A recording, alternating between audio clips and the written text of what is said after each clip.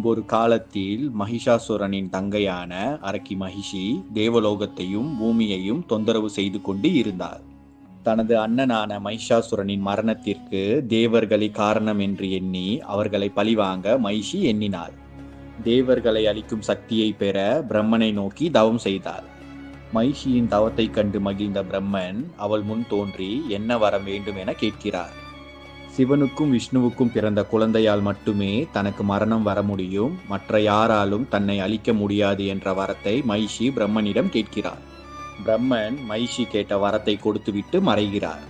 மகிஷி இனி தன்னை யாராலும் அழிக்க முடியாது என்ற கர்வத்துடன் இருக்கிறார். தனக்கு சிவன் விஷ்ணுவின் மூலம் பிறந்த குழந்தையால் தான் மரணம் நிகழ முடியும் என்ற வரத்தை நினைத்து சிரித்தார்.